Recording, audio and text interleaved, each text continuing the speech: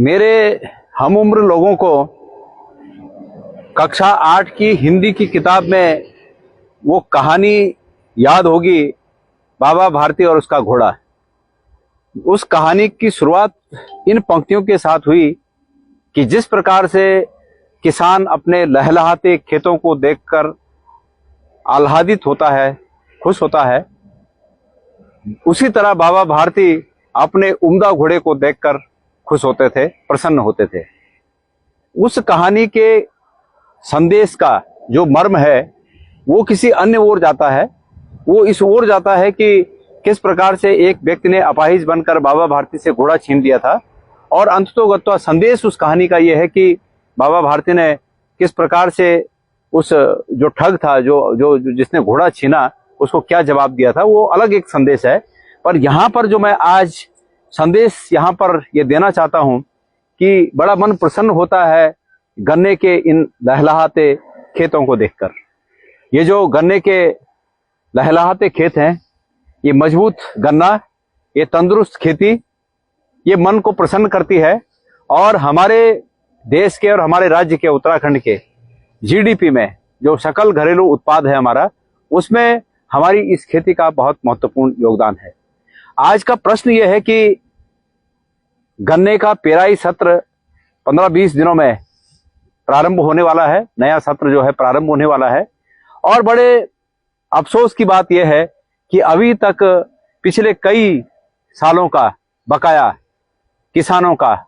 हरिद्वार में,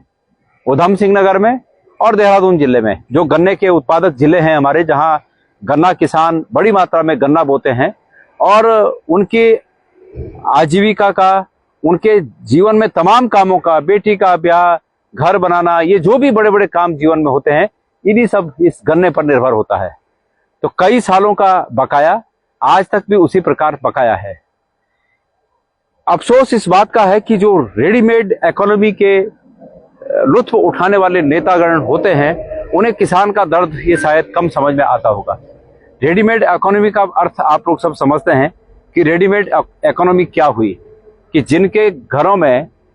चुपचाप बैठे बैठे ऐसे ही पैसा आता है, उन्हें यह दर्द शायद कम पता होगा कि साल भर से इस फसल का इंतजार करने के बाद, जबकि ये साल भर से अधिक समय की फसल है, करीब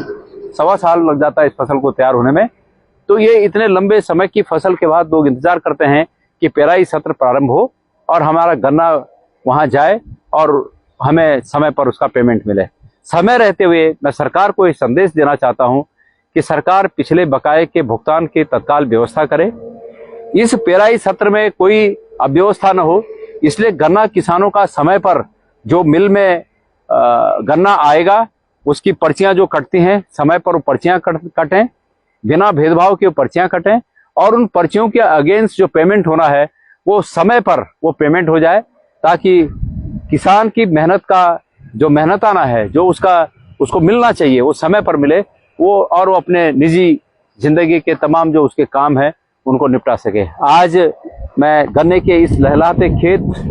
को देखकर मैं इतना आह्लादित हूँ कि जैसे ये लगता है कि वास्तविक रूप में हमारे प्रदेश और हमारे देश में ये भाई जो ये गन्ने की ये मजबूत खेती कर रहे हैं, ये देश के वास्तविक रूप में निर्माता हैं। तो सरकार को मैं समय पर ये कहना चाहता हूं कि सरकार इनके भुगतान की व्यवस्था करे और इनको समय पर भुगतान करे।